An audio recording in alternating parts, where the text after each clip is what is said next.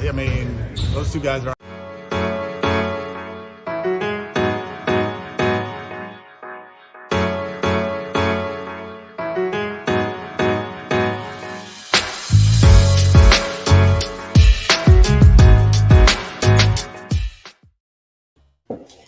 Hello, hello, hello. Welcome everybody to Chalk Talk. I'm your host, Kim Davis. Glad that you are with me. I hope that you are enjoying the new time slot. Let me hear from you. We've been talking about changing this show from a live in the morning to live kind of after work show for many of you. So this is our second or third week, I guess third show that we've been live at 7 p.m. So if you are catching it live, if you're catching it in the replay, either way, I'm super glad to have you. But drop it in the chat and just let me know how you are when you check out the show and what your preference is. I'm just really curious because that's the whole point, right? Is making it so that the audience, that you guys can join me live as much as possible and can remember to tune in. So I know it's different. The time slot's different. So I'm going to encourage you to, I'll drop notes and remind you, hey, if you missed this week's show, go back and check out the replay. So welcome. I hope you had a safe and happy 4th of July. And you didn't get caught up in the travel. If you were flying, you didn't get caught up in all of the chaos that is air travel today. And if you did, I hope you've made it back to your destination safely and sanely, right? These are crazy times all the way around. And of course, before I get into what we're talking about today and my guest that's going to join us in about 20 minutes, I got to first start with another big sigh of, the whole thoughts and prayers is kind of tough, but another senseless mass shooting, this time in Chicago.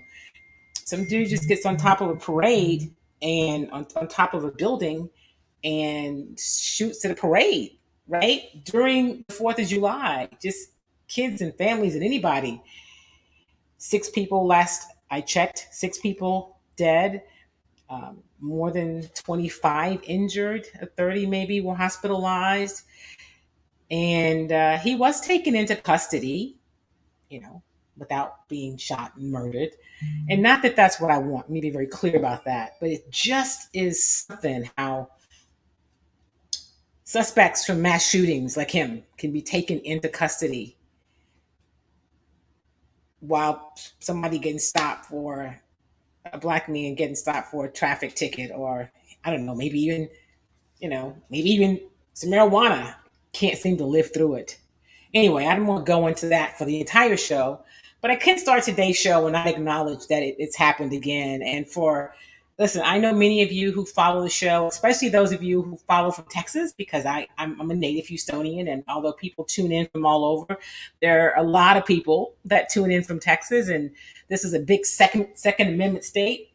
But I'm sorry, there's got to be some gun control. It's just every day some senseless shooting. And here's why I say it. Yes, people are shooting, they're pulling the trigger. But if you didn't have all the guns, people would have to make some different choices when it comes to road rage or standing on the top of a building and picking people off at a 4th of July parade. So, anyway, all that to say, I am going to remind you that if you are not registered to vote, get registered. And if you are registered, help somebody else get registered. And if you want to know why should I vote, it doesn't matter. Just, do you drive on streets? Do they pick up your trash? Do you care what they're teaching your kids in school? Do you care about taxes? Do you care about crime? Do you care about women's rights? Those are just a few of the reasons. And so we can do a whole nother show about that. But here's the deal. Vote your values. What matters to you and your family, your community? Vote that way. And that's what I'm encouraging you to do. Okay, let's get to it. Sports, a lot happening since the last time we were together. Houston Rockets are practicing. I got a chance to go over to practice today.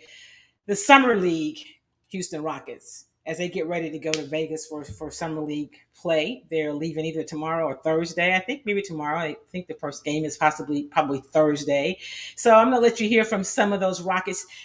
And let me just say this. How about those Astros, right? The Astros are 9-1 over their last 10 games. They had a big stretch against the New York teams, the Mets and the Yankees, two of the best teams in the league. The Yankees have the best overall record in baseball. The Astros have the second best record, and the Mets are right up there as well. They had great success. I think they went 7-2 in those 9 games, and they came from behind yesterday after falling behind early against the Royals. And they won that game. I mean, walk-off home runs for everybody. Okay, so the Astros are pretty much red hot. We'll talk about that a little bit later in the show, but I did want to acknowledge it. They're playing tonight. They're playing again. They're also hosting the Kansas City Royals at the Juice Box, and that game should just be getting underway now as all my alerts are going off. But I'm going to let you hear from a few of the folks with the Houston Rockets. I'm going to let you hear from. Here's a person. When you see him, he will probably look very familiar. Aaron Gordon. It's because he is Eric Gordon's younger brother. He was undrafted. And he talked about, earlier today when we spoke with him, he had come up in the spring and working out with his brother, and the Rockets liked what they saw and invited him to come and be a part of the summer league. So here is Aaron Gordon after practice today. I played a little bit more point guard throughout my career, but I'm very similar to Eric, similar build. He's a little bit bigger, but not very much. So, our strengths are very similar. So we're very similar players. Has to have been some good advice coming your way. What's rule number one that he's passed along? Just being consistent, being every day. I mean, there's a reason why my brother has been, in the league for 15 years and have had success and made a lot of money in the league, and just been good with every coach that he's played with. So overall, he's just saying, be an everyday guy. Don't get too high, don't get too low. That was Aaron Gordon, who looks just like his brother, Eric Gordon. I think there's a 9-year age difference in the two. So that was him after practice earlier today. I also got a chance to talk with rookie Jabari Smith, who's fun to watch. We got a chance to catch the very end of practice. And listen, I just love how he is focused on what matters, keeping the main thing, right? And I did say thing. But he also does a great job of not taking the bait, right? Because people still want to talk about the fact that he was supposed to be number one. That's what all of the pundits said, the number one pick. And then he went third. I don't know that you call a person, you say it dropped. They drop when they go 3, right? But as I told you last week, he talked about it and said he's glad to be where he is. And his agent said, nobody's mad. Like, this is a great situation for him. So here is Jabari after practice today. See, it's definitely a change, but with college and like the SEC, it's fast paced, so that's not really a change to me. But the shot clock is definitely different. How much faster the shot clock goes down is just value of possession. The NBA did some clever scheduling, having you start off against Orlando and Orlando against you guys. Do you look forward to that? Okay, here, chance to show what they could have. Yeah, I'm looking forward to playing everybody. It don't matter if it was what team we play. I'm just excited to play with my new team and new organization and just get back out there and compete. That's what it's all about. Any part of you? I love that. He said, you know what? I'm looking forward to playing everybody. That's what it's about. I'm looking forward to getting out there and competing. And listen, I know it's the thing that people want to talk about. And listen, the person that asked the question, I don't think he was trying to, create anything. It's just what many of my colleagues do. Let's kind of harp on this. You're going to be going up against this guy and, Paolo for the Magic, and he was picked 1 and you were 3. And do you have a chip? And I love how he says, I have a chip, but it's about playing against everybody and getting better and competing. And, one of the summer league coach who we talked to as well, I don't have his sound today. I'll let you hear it. Follow me on my platforms.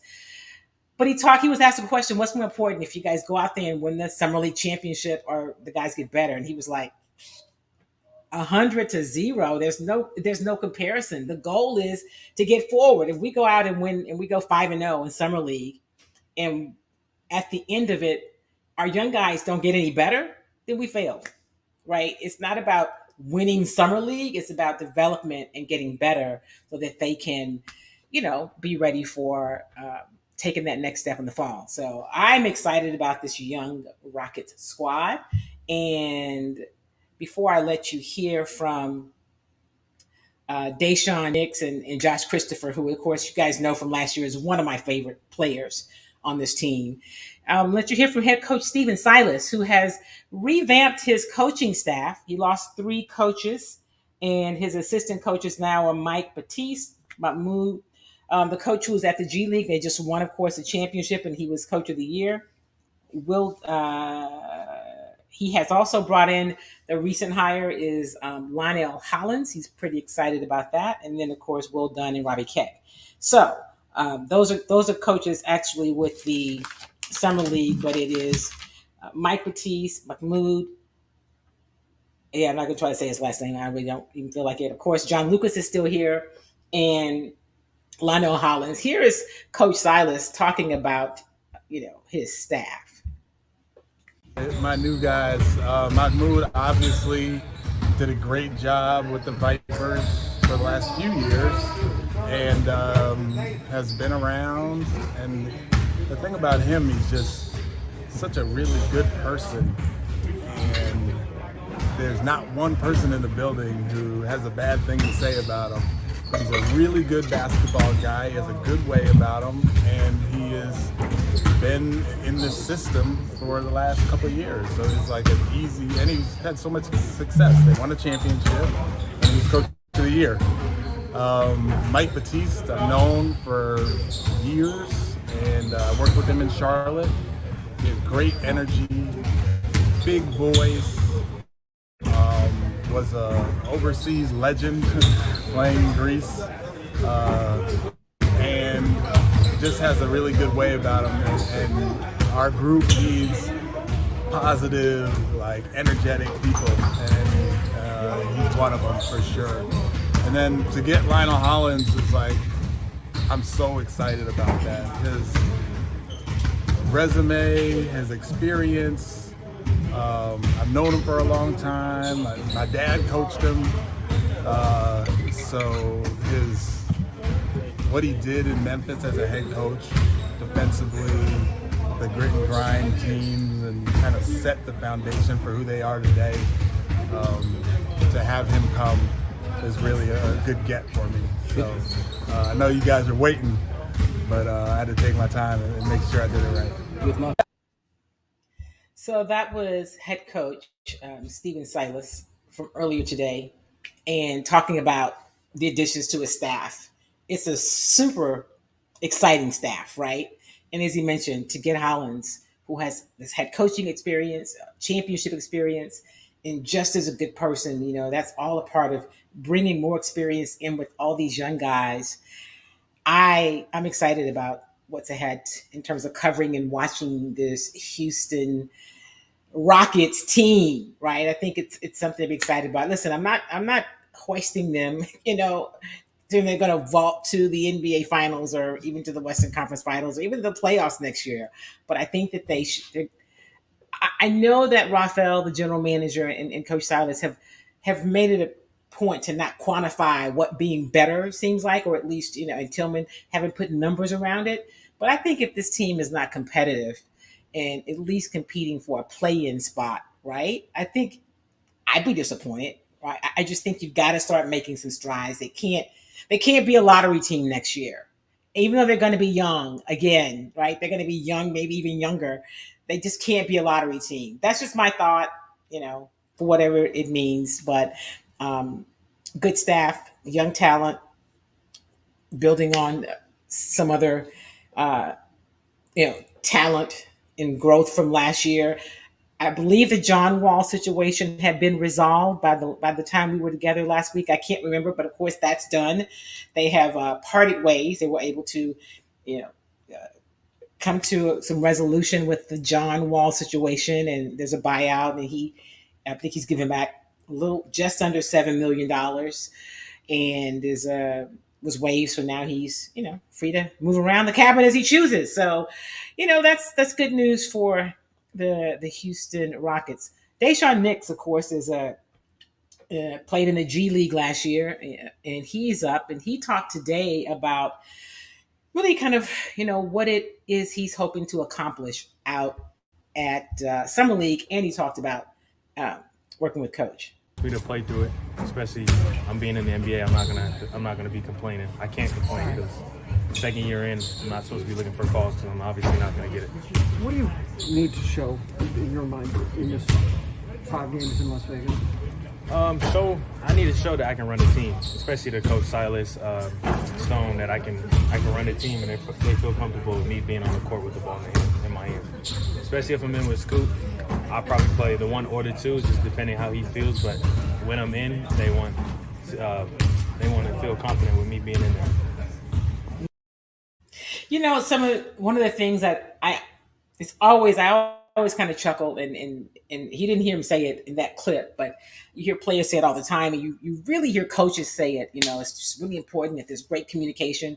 You know, outside of my sports world and my consulting space, I talk about why it's important to be an effective communicator, and it's not just about being a speaker or having good meetings, but at the heart of every relationship is communication. And so we see that even in the sports space, being an effective communicator goes a long way in terms of your level of success with your team, with the people around you, being able to get what you need to get done on the court, on the field, on and off. You got to be able to communicate, people. Everybody's communication. It seems like a simple term, but it is at the heart of every relationship. I just wanted to throw that in. All right, so before I let you hear from Coach Silas again, Josh Christopher, who is in his second season, but he said he talked about the fact that he was going to, be a part of this summer league this year, even when he signed his contract. And, if you know him, this is where he wants to be. Sure. I think I'm interchangeable regardless of who's on the court. I think I'm able to provide what's needed. So if I need to be on the ball and play make, I can do that. If I need to be on the wing and make other things happen, I can do that as well. Hey, Josh, what other did you work on other than just getting leaner and stronger this offseason? Like we said, playmaking, of course. Just trying to watch defensive players. That's the key thing for me, too, being able to be a two-way ball player. Trying to shoot that ball. I've been in here early in the morning getting no jumpers, so I'm just trying to round out my game as well as possible. Have you had a chance? Josh Christopher, a gym rat is what he said before you saw that part. I mean, this is where he likes to be. And if you say, let's play basketball, he wants to do it. Now, we asked somebody, I think it was maybe a Sarge, asked Coach Silas about the similarities, if he saw any, between Josh Christopher and Tyree Eason, another one of the rookies, in terms of just their tenacity and being passionate about getting in the work. And here was what Coach Silas said about that. Those two guys are on the court consistently after practice, before practice. Josh, obviously, he's out here right now getting extra shots up.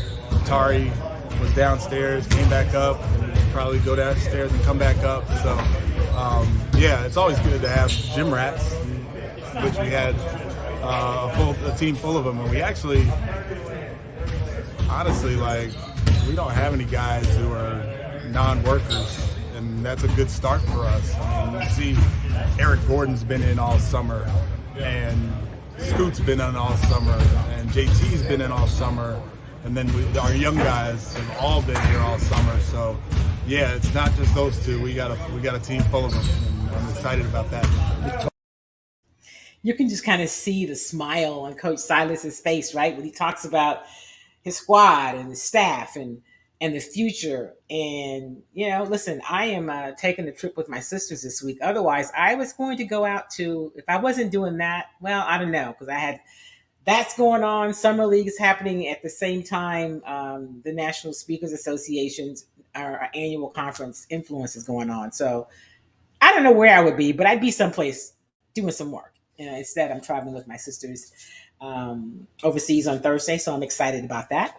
And I am excited about you guys being here, and would love to know what it is you are. I wonder why there's something happening with Facebook users where I can't always see your name anymore. I wonder what that is. I think it's a StreamYard fault. So, hello, Facebook user, which is so odd. And thank you for being here. And over on YouTube, my friend Mike. Thank you, Mike. It's great to see you. It's great to see you.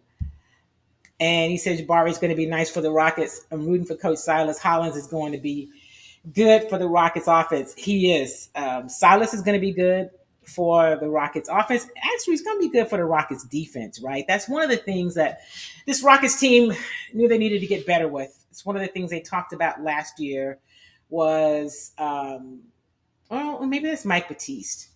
But they brought in people that can help with the offense, that can definitely help them with the defense in terms of from the coaching side.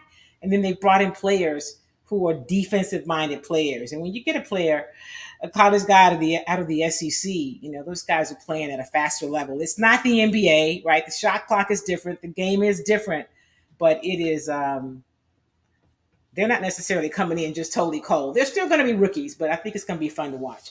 And speaking of coaches that I'm excited about, I mentioned to you earlier I was bringing, I don't know if I want to call him a legend because he may think that makes him seem old. We know he's not old, but my old buddy Johnny Cole, who I enjoyed covering when he was at the Texas Southern University. Coach Cole, thank you for being a part of Chalk Talk today, my friend. It's good to see you. Thank you. The lady of sports. Wow. Listen, we were chatting earlier, and I got to tell people, Coach reached out to me on LinkedIn, and we connected, and I appreciate that. And right away, we talked about me being on his show, him coming on Chalk Talk. So, I like to bring y'all people that you may not always see other places, but that have a wealth of knowledge. So since we were talking about it, I said, you want to come on the show? So he said yes. So Coach, first of all, tell us what you're doing right now. Well, right now I'm currently working in the Fort Worth ISD district in athletics over the Central Site facilities, 3 football stadiums, 2 basketball arenas, baseball field, and 3 softball fields, as well as 2 soccer fields. So I got a mass of still being close to the game, watching high school football on Thursdays and Fridays. So it keeps me close to the game. Well, the other thing that's keeping you close to the game is you too have a show, and you're talking about what's happening in HBCU sports. So I'm excited to, you've had some great guests. I'm excited to see some of the people you have coming up. What made you decide to launch that show? Well, I'm an HBCU graduate, and I've been around the business for 36 years, and I have had some success, and I've seen other coaches of color have had some success, especially on the HBCU level. But at the end of the day, none of us get opportunities. It's like black college football is played on Mars, and Division I is played here on Earth. I don't understand. The football field is 100 yards wide and 53 in the third wide and 100 yards long. And we coaching young people as well, and when you look at the SWAC conference, it's one of the best conferences in the country when it comes to Hall of Famers. Somebody had to coach those Hall of Famers, Right. And it's just unfortunate that not only do the PWI don't recognize this, sometimes I think that on the HBCU level, we think their ice is colder than ours. And we've had some great coaches come through this conference, and some of them, and most, probably about 97, 95% of them, has never even got an opportunity to interview at a PWI school. So for people who don't know, what's PWI? Predominantly white institutions. Okay, I just like to make sure for those who don't know, we know, but so what's the answer? I mean, you and I were talking about it. We do have a lot of HBCUs. And what's the answer that we get more, black coaches at HBCUs? We shouldn't. It's odd that we're having that conversation, but what's the problem? Well, one of the things, we got to love ourselves. We got to feel that HBCUs, back when I first got into coaching, they used to call it the chitlin circuit, and rumors, just like, Kim, they say, oh man, they party at black schools. I mean, yeah, we do. But when it comes to going to a PWI school, it ain't even close. One thing that we don't even have the finances to party the way they party. Yeah, but we do. That's true. The difference is that our parties are for us. You know what I mean? And we party at the level that we party at. But so we got to start with ourselves first of all. We got to honor and respect each other. We got to honor and respect our universities. And some of these parents got to understand that every kid ain't going to the NFL. Matter of fact, 90% of the kids don't go to the NFL or the NBA. You know what I mean? And back in the day, just in the 60s, Kim, when we were born, and in the 70s, we couldn't even go to white schools. You know what I mean? So this is just really happening. So that's first of all, send your kid, understand who your kid is, and send me there to graduate. I took my brother. He went to University of Nebraska, named L.C. Cole. Of course, you heard him. We coached together, and I'll get with him a little later. But I took away him about how many times do you go back to the University of Nebraska? I said, but let me tell you this. I graduated from Texas Southern over 30-something years ago, and I can go to campus. Kim, I can leave this studio right now and go to Texas Southern, and somebody going to know me. And they ain't going to be an athlete. They're going to be, administrator or a doctor, a lawyer, a pharmacist. And that's the greatest thing about HBCUs, and I know that's tough, getting that over to an 18-year-old to say, yeah, you can go there, man, and you can see 50, 60,000. But when that game's over, you're going to be right back to who you are. I think you make a great point. You say parents have to know their kids, and I think first of all, it's great to have the options. I went to PWI, I went to Texas A&M. Right. My parents are TSU grads. My father played on TSU's first football team. My parents actually met at TSU, so I've always had a fondness for not just TSU but HBCUs. And I do kind of wonder, what would it have been like if I had gone to an HBCU, right? In terms of just relationships and friendships. I mean, I went to Texas A&M, and I do have some relationships from there, but it's a totally different experience. Yeah. And we love you though, Kim. We love you. Well, I appreciate it. You're right? Very But here's what I want to know. What is it? Okay, so we've seen this thing happening recently with coaches like a Dion, which we know is good for Jackson State, and Eddie Robinson, who went to an HBCU and then played in the league and is now back at his alma mater, and Eddie George at Tennessee State. Those guys getting opportunities, but the guys that have come up coaching, one of the ones who I point to is a Bubba McDowell. Yeah, he played in the league, but he coached at PV for many years before he got his shot, right? What needs to happen when I see the fact that what you're doing is great in the Fort Worth, but that you're not coaching, it just kind of blows my mind. It does. Well, I've been told that nobody wants to hire a replacement. So, and how my personality is. I'm outgoing, but, and that scares people sometimes, and God's been good to me. I've been able to continue to take care of my family. So, all it takes is one, Kim, and I still got the fire in my belly. I really want to one day come back to Texas Southern and finish what I started there. Of course, that's always maybe an opportunity. I don't know. But I still got the fire in my belly. And, one day, like I said, all it takes is one. I believe so. Last week I had Mike Haywood on, who I've known Mike for a really long time. And I think Mike said the last time TSU won was when you were there. Yes. And he talked about you as a coach and what you meant to coaching. And so I just think it's interesting when I'm just going to say it. It's my show. I can say it. So when I saw Hugh Douglas hire old boy from, I don't like to say his name, Bryles, from formerly of Baylor, and all that stuff that happened. Like, how could you do this? Yeah. How could you hire this guy, right? With so many coaches, black coaches who are qualified and can't get an opportunity, and you go hire this dude? Of course, they had to run him off because there was a firestorm, right? But it's that kind of thing that happens.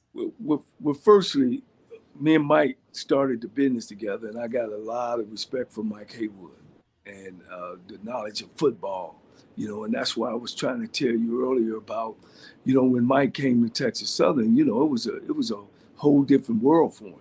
A lot of things that he thought would be in place, not in place. And not only that, it's the thinking around. So when you coming into the HBCU and never been to HBCU, so it's a big surprise. You spend your time putting out fires and forget to coach your team. So I understand that part of it. Hugh Jackson gave Art Browse get out of jail free card. But that's what we don't do to each other. You know what I'm saying?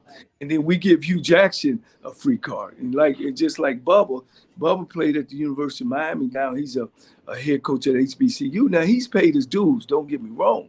You know what I mean? But once again, you have to play pro ball. Do Bubba get that head job if he never played in the pros? I don't think so. And that's they always moving the flag on black folks, period. You know that, Kim. Well, and here's the thing. I don't even want to just say they move the flag. We move the flag. Right. Right? To we us, move the flag. Yeah. I was just talking to Doug Williams, and I'm glad you got me on. I'm going to have him on my show next week. So you tell Doug I'm going to need to get him on Chalk Talk too, but go ahead. I got you. So anyway, Grambling gets rid of Doug Williams, the third week of college football on his 25th anniversary of winning the Super Bowl and getting the MVP. Who does that to their You know what I mean? Our counterparts don't do that. You think that would have happened to Peyton Manning? You know what I mean? You think that would have happened to Tom Brady at Michigan? It would have never happened. And as I'm trying to look for the word, as needy as we are, you don't put a black eye on HBCU like that. You know what I mean? And what do they say, Kim? Here you go again. Here you go again. So when I see that just hurts my heart. It hurts my heart. You know what I mean? So hopefully, my show is about bringing awareness to our people, bringing awareness, because we didn't get out of slavery by ourselves. It's going to take America to help change this unfair advantage that our white counterparts have over us. We got to change some faces in the administration. We got to change some athletic directors' face. We got to get away from being scared, especially when you're talking about football or a coach, period, of a guy that has what we call arrogance, but arrogance is an accent. It's not something that's bad. If you got a guy that's going to war, I want a guy going to war with some confidence. You know what I mean? I don't want to get in a foxhole and the guy just as scared as me. I think it's interesting because I look around and, there are, you look at, I'm just looking at the SWAC. I'm not even going all over, the MEAC and all those places. And so I look at the athletic directors for the most part in the SWAC. Aren't they all pretty much African-Americans? Yeah, all of them. All the presidents are all African-American at all the right. schools. At all the schools. But you're right. It has to be Let me give you. They have to be intentional about it. But let me say this before going forward, because I just want to say this because I want to. So about Bubba McDowell, I'm not so sure. I believe that if it's only, him playing in the league, because he coached when he came out. He coached his way through it, right? He went to high school.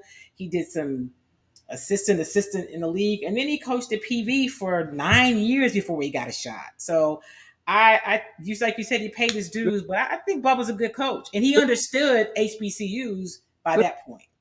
First of all, I know Bubba, and I think. Oh, I know you do. Yeah. I think he's a great person. I think he's deserving of this job. Like you said, he's been around, but Bubba's never been a coordinator. He's never been a coordinator, never been an offensive coordinator. You know what I mean?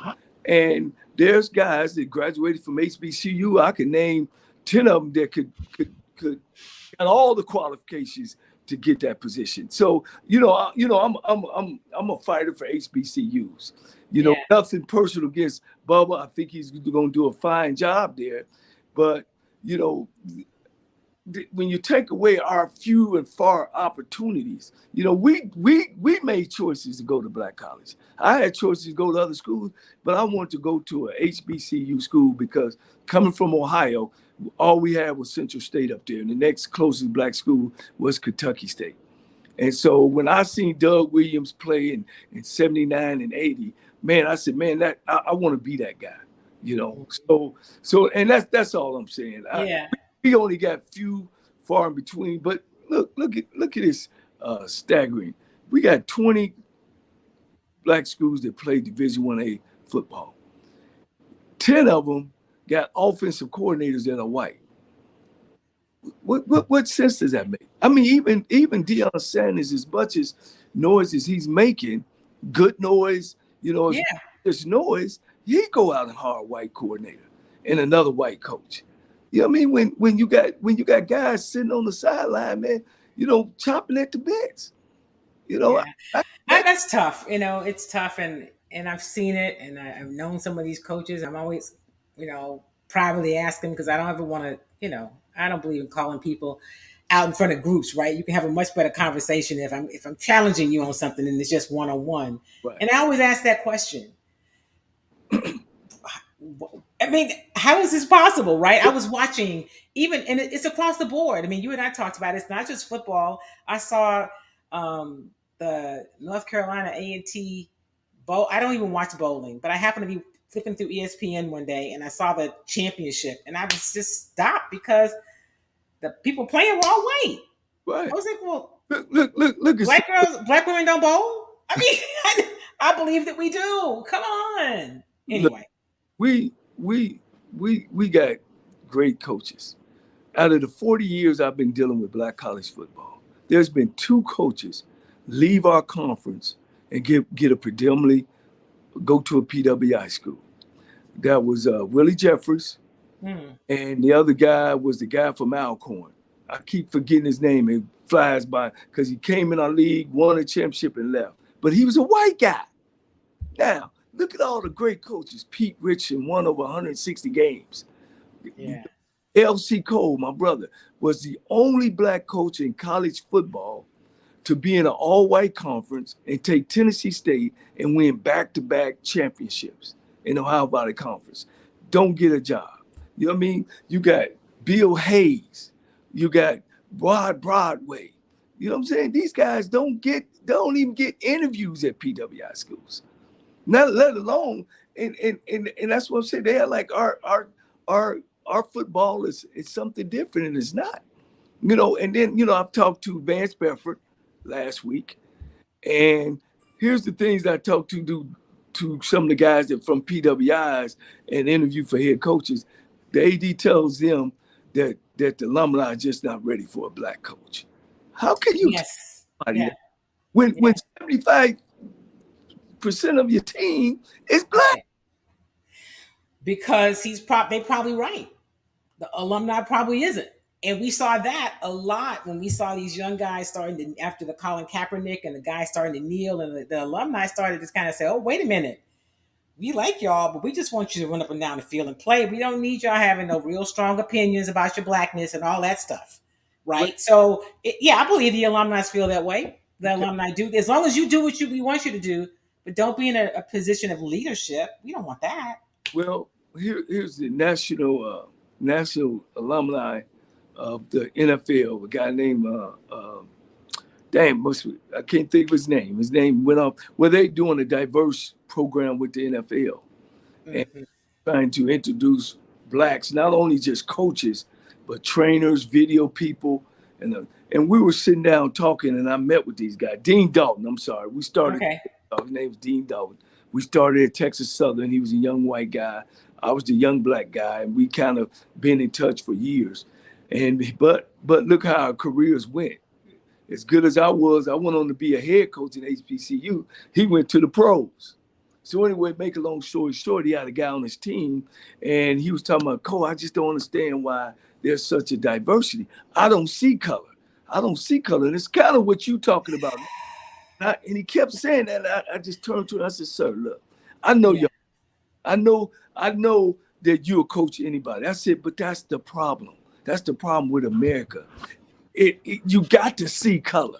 If you don't see color, we ain't here where we ain't even talking about diversity. If you don't see color, there's black, there's white, there's in between, but you got to see color. Well, whenever I hear that, and I like you said, I don't know him. You do, his heart. You know who he is. But like, if you see me and you don't see color, then there's something wrong with you, because then you don't see me, right? Because I'm a black woman through and through, and if you don't see that, then you don't see me. That's right. So I know people are trying to be, I don't know, neutral or progressive. I don't know what it is, but I just want to hear this today. That's not the way to do it. Like, don't tell black people you don't see color, Ex- because then we think something's wrong with you. That's what I was trying to get him to understand is you gotta see color. That's the problem with America. They won't address the issue. They don't understand why we are like we are. We're not angry people. We are frustrated people. You know what I mean? 400 years ago, you let us go. You let our ancestors go. But we didn't have no land, no money, no education, couldn't read. And then you let us go. Well, you didn't really let us go. You were kind of forced to. It wasn't by choice. Right? And so even get yeah. So it was a fight, and so a lot of the hostilities, and the issues that we see today is because if they could put us back in that bottle, right, then that's probably what they would do. It's like, y'all trying to be doing a whole lot. See, this is what we mean.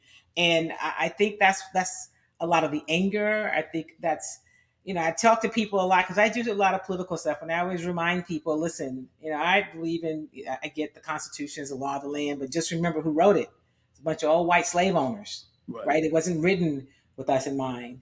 And so we got to just keep that in mind about where we were then and where we are now, and what we need to do to continue to make strides. Well, when you talk about then too, you talk about all the stress.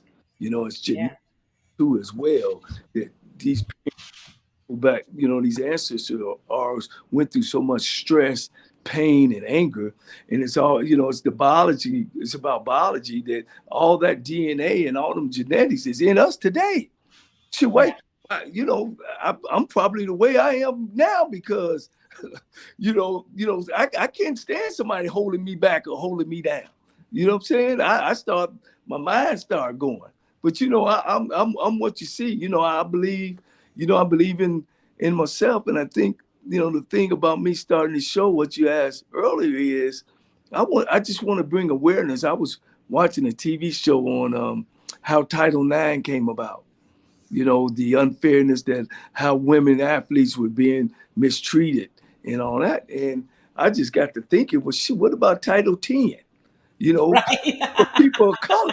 You know what I mean? If I got an athletic program and I got 75% African Americans, then my staff should be at least 50%. You know what I'm saying? But we HBCUs are the one trying to change things. If you look at our non-revenue sports, Kim, we got more people. We got white folks coaching our volleyball, our soccer, our golf. We don't have a problem with that. But let me say this. Ain't nobody picking up our athletic directors, and ain't nobody taking our presidents from these universities. So I asked them, why?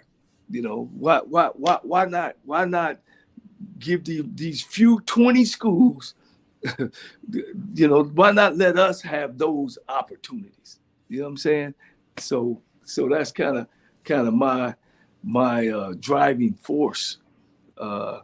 So when can we catch your show? When is your my show is every, from 12 to 1. Okay. Central Time. Every Monday from 12 to 1. And it's on YouTube.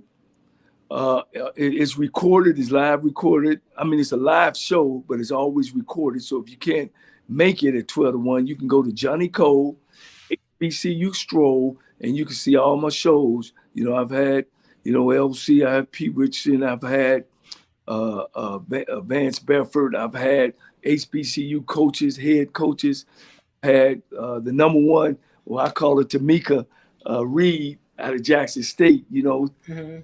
She set it on fire this year, and I mean her interview with me, man, she blew me away. I love her as a friend as well. So I'm just trying to keep the torch on. When we came up, Kim, we had I'm not gonna say real leaders, but we had leaders outside of entertainment. With your Martins and your Malcolms and your Andrew Youngs and your Jesse Jacksons, and we don't have those leaders no more. You know what I mean? And we need those leaders, to not only touch you on the musical side and the entertainment side, but also on the political side as well. Leadership is key. And Yes. we could talk about it in athletics. We talk about we talk about communication and who's going to lead. But that's the case across the board, right? And I think, Johnny, one of the things I always say, I talk a lot about X's and O's, but really sports is a microcosm of society, right? This is what you see play out every day in corporate America, in any business. And so I think that's why people are so sometimes connected or drawn to sports, Right. because they connect with it from some level. Right. Well, see, the problem with me is don't run from it. We got to run to it now. It's a good time right now for blacks, with the unfortunate death of Mr. Floyd and all these shootings. It's a time now that we got to, it's a time. I used to tell my quarterback, we up. It's now turn the gas on them. You know what I mean? And we need to not run from, but run to it. And don't be afraid to talk about it. You know what I mean? We can, everybody is so tight and so afraid to talk about it. I have some guys tell me they're going to be on the show. I call them the day of, so I can't get them. I've had that happen with some people that I've had, try to get for my show. And, and I don't know if I think that we're up, but I do think it's time for us to speak up. I mean, if you haven't been, we have to. There's just no option, right? And you're right. We got to run to it, because running away from it is just going to put you in a corner, right? You gotta go toward it. And if you can't be the out front person in terms of that's just not your personality, then see who you can support that's doing something. That's what I always say. There's work for all of us to do, and there's a place for all of us. You just got to find your spot. Well, back to Texas Southern. I am the only coach. I am the only coach in over 50 years of football to win the conference championship outright. And I'm the only coach that was alumni that win the championship, coach of the year, had player of the year, But, I heard you guys talk last week, and, it's a tough job. Texas Southern is a tough job. As you see, since I left there, they only won 30 games, and I've been going now 11 years. So let me ask you something. So you heard, Mike talk about some of the challenges, and I understand what you're saying about the challenges of never being in that environment and coming in and trying to win. But he talked about, the difference in football and basketball being it's such a big deal because football just didn't have the support from the administration that basketball did. Is that? And so until that changes, resources wise, I'm surprised to hear that, because Mike made twice as much as money as I did. Mike was up at $300,000. Mike was one of the highest paid Division one AA coaches in the country. He had coordinators that making $100,000. And see, this is the thing, Kim, that they don't understand when they come to that level.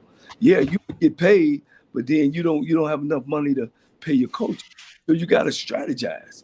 A president told me at Lane College, I had 7 scholarships there, Kim, 7, and you can have 36. But I cut them up so much, I ended up having 44 kids on money, because I understood the black college. It ain't, you ain't Division 1A. You know what I mean? If everybody Division 1A, yeah, you could play. No, we're a small animal. We don't live in the $1 million house. We live in the $200,000 house. You know what I'm saying? So you got to regulate where you want to spend your money at. My thing was, and then I was able to go out. I knew I had to fundraise. I threw football camps and raised money.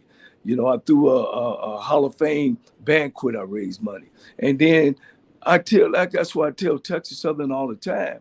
When I was raising the money, the people over in development wanted me to take the money and put it through development back through, so they can get some credit. And I told them, people give money to people. They don't give money to buildings. Not at black schools, not at white schools. They give money to people that they need relationships. And at Texas Southern, it's so much of a turnover, and that we don't hire our own graduates, that people forget about the people who walk through there. So here I am coming in as a graduate. I know that. I played there. I played basketball there. I played football there. I received the most highest award, President's Award.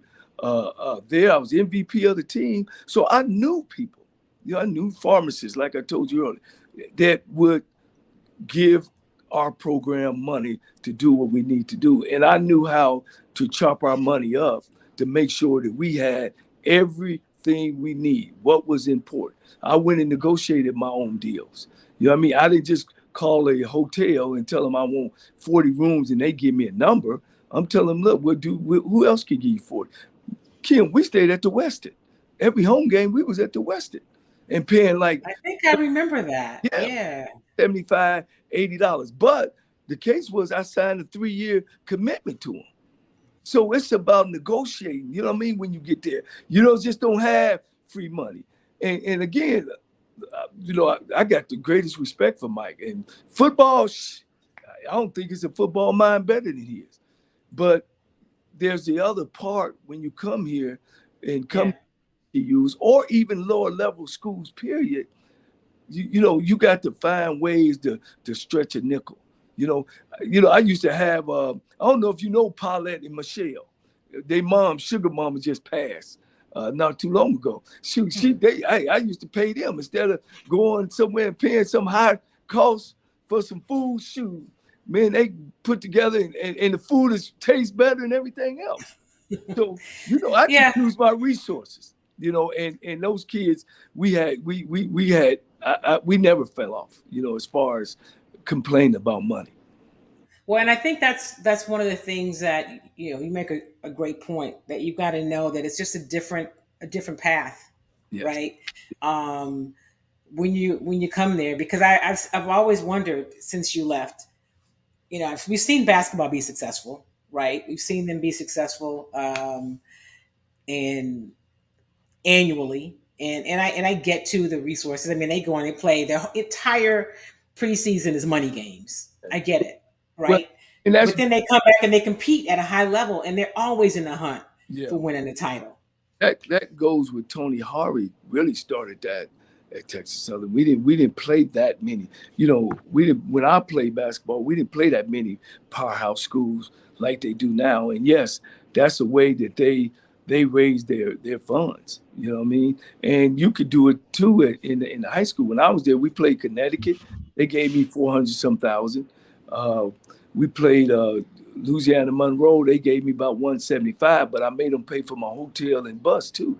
You don't want to play, but I played Arkansas State, the same thing. But they just didn't call, and I jumped. Oh yeah, we're great. No, I need some bus fare.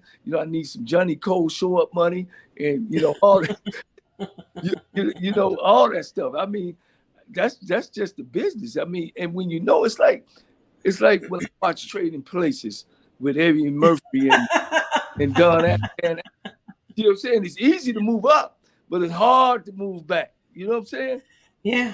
So, it's a different road. And you make a great point, and those are some of the things that are going to be key, because I would love to see. I mean, I know Johnny Jones. I've known him for years. I'm glad that the basketball program is continuing to move forward. I'd like to see TSU's football program get back on track. Man, like I told you, my father was on TSU's first football team, right? He supported he supported the team and the institution until the day he passed away. I'm answer. No, I'll be honest, and I'll be frank. It's no way. And when I played, we had great players. Guys getting drafted to the NFL, 900. I mean, one year I coached under Highsmith. Within 2 years, we had 22 players get an NFL contract. I can name them off, and a couple of them went to Kevin Harris and Melvin Evans. They went to the Dallas Cowboys on that run in the Super Bowl. But we've always had great players, but never great teams. And I know the reason why, but I don't want to share that. No, I'm just kidding with you. But we've always done that. Since I've played, we've always had great players. And there's no way to sit in the city and not be competitive in the SWAC. It's no way that we can do that. But we've seemed to be in that hole, and hopefully with Kevin Granger being the athletic director, being a Southern graduate, that he knows or he has the answers. Well, we will see. Johnny Cole, this is your first time. Don't make it your last. We'll have to get back together soon. I look forward to your interview with Doug Williams. And I appreciate you, my friend, coming on and visiting with me. And best of luck on your show. I'll see you soon. And come back anytime. Thank you, Miss Kim. Anytime, any place, anywhere. All right. You can catch up. Are you on Twitter? Are you just? Yeah, I'm on Twitter. I'm on Hobo Big Play. J. Cole Big Play. I'm on Facebook, of course. Johnny Cole. I'm on Instagram, Cold Blooded 9. And again, my show is the HBCU Stroll with the coach, Johnny Cole. You can look it up on YouTube, Roku TV, Fire TV.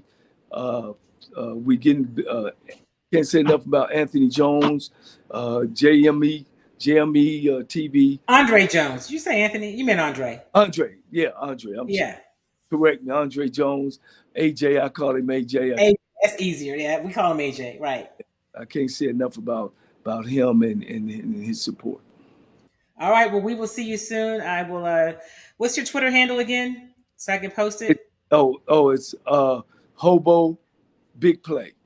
That's why I missed it. Okay, Hobo Big Play. All right, Johnny Cole. I appreciate you, Coach. I'll talk to you soon. All right. Thank you, Kim. All right. Take care.